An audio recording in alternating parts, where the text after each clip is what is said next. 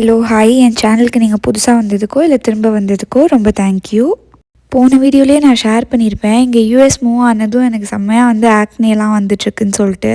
அது வெறும் ட்ரெய்லர் தான், இனி தான் மெயின் பிக்சருங்கிற மாரி ஒரு சைட் ஆஃப் த சீக்ஸில் இருந்தது இப்போ 2 சைட் சீக்ஸ்க்கும் வந்துருச்சு.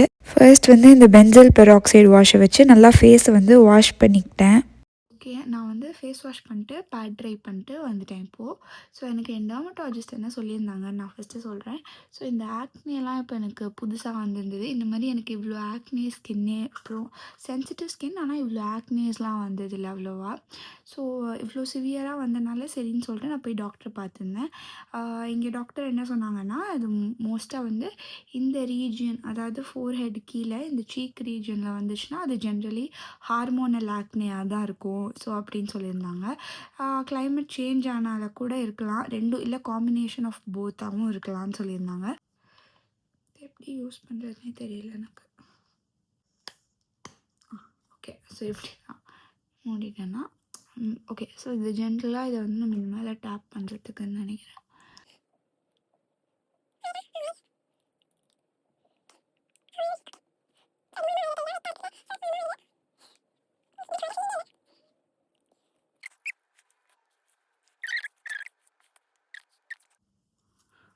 ஐயோ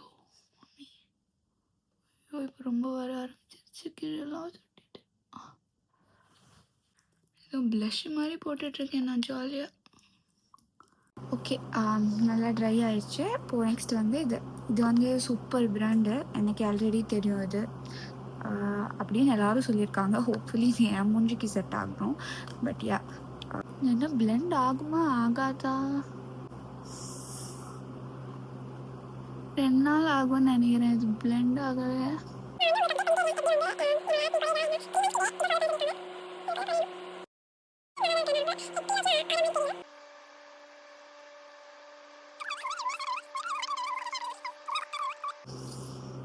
லெட்ஸ் see எவ்வளோ நாள் ஆகுது, என்ன பெட்டர் ஆகுது பார்க்கலாம். இதுக்கு மேலே எனக்கு வராமல் இருந்தாலே போதும்னு நினைக்கிறேன். பார்க்கலாம்.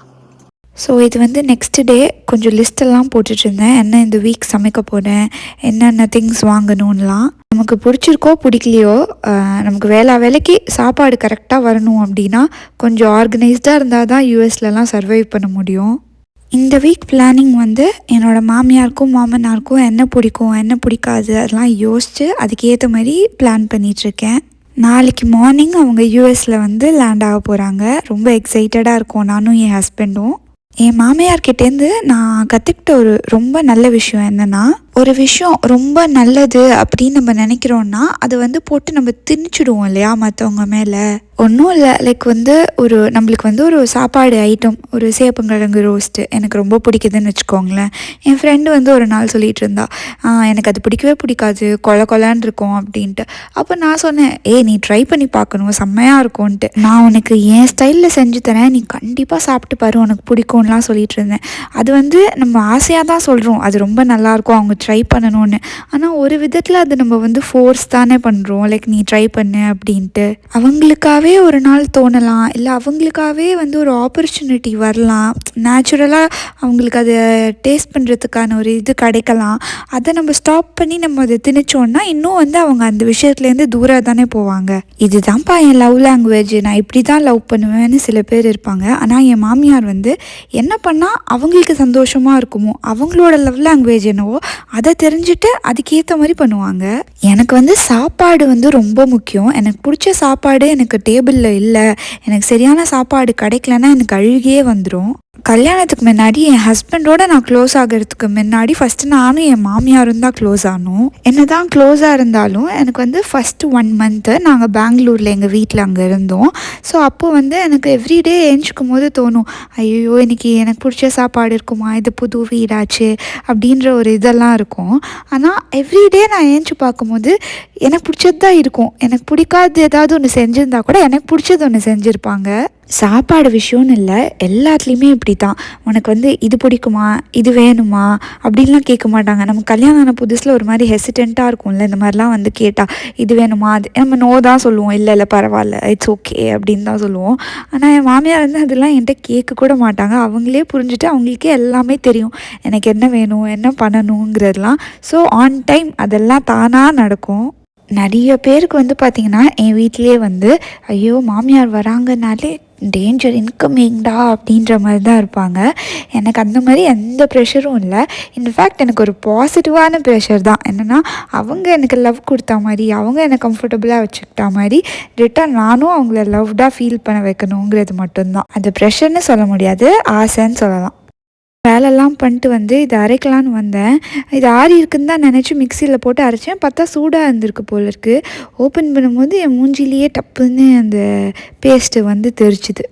எனக்கு வந்து ஒரு சில கமெண்ட்ஸ் வந்து ரெப்படேட்டிவாக வரும். அதில் ஒன் ஆஃப் த கமெண்ட் என்னன்னு பார்த்தீங்கன்னா, அக்கா நீங்கள் பண்ணுறது எல்லாமே செம காமெடியாக இருக்குது, நீங்கள் பேசுகிறதே ஒரு பயங்கர ஹியூமரஸாக இருக்குது அப்படின்லாம் வரும். ஆக்சுவலாக நான் வந்து காமெடிலாம் பண்ணலைங்க. எனக்கு அவ்வளோ ஹியூமர் சென்ஸ் கொஞ்சம் இருக்குது, ஆனால் இவ்வளோலாம் இல்லை. நான் பண்ணுறது இவ்வளோ ஹியூமரஸாக ஏன் தெரியுது உங்களுக்கு அப்படின்னா, என் லைஃபே நிஜமாலே காமெடியாக தாங்க இருக்குது. எனக்கு வந்து இப்போ தான் புதுசாக கல்யாணம் ஆகிருக்கு, எல்லாமே புதுசாக இருக்குது, எல்லாம் கற்றுக்கிறது ஒன்றுமே தெரியல எனக்கு. எரர் பண்ணி எல்லாத்தையும் கற்றுட்ருக்கேன். ஸோ என் லைஃப் ஆஸ் சச்சு அது காமெடியாக தான் இருக்குதுன்னு நான் சொல்லுவேன். நான் வந்து இதுக்காக எக்ஸ்க்ளூசிவாக தனியாலாம் காமெடியே பண்ண வேணாம். நான் நினச்சேன்னா மேபி வந்து இந்த இடத்தெல்லாம் நல்லா க்ளீன் பண்ணிவிட்டு ஏஸ்தட்டிக்காக மட்டும் போடலாம். ஆனால் அப்படி போட்டேன்னா எனக்கே வந்து மனசு தாங்காது. நான் சத்தியமாக சொல்கிறேங்க, நானே ஃப்யூச்சரில் ஏதாவது ஒரு வீடியோவில் நான் ஒரு பெர்ஃபெக்ஷனிஸ்ட்டுன்னு நான் சொன்னேன்னா என்னை நம்பவே நம்பாதீங்க. ஏன்னா நான் சத்தியமாக இல்லை. நான் வந்து ஏதாவது யூஸ்லாம் பண்ணும் போதெல்லாம் வந்து வீடு வந்து கேவலமாக தான் ஆகிடும். அதுக்கப்புறமா ஆனால் நீட்டாக எடுத்து வச்சுருவேன், அவ்வளோதான். இந்த பேபிகார்ன் பட்டர் மசாலாவோட ரெசிபி வந்து கீழே டிஸ்கிரிப்ஷனில் போட்டிருக்கேன், பார்த்துக்கோங்க. நம்ம நெக்ஸ்ட் வீடியோவில் பார்க்கலாம். Until then tata by.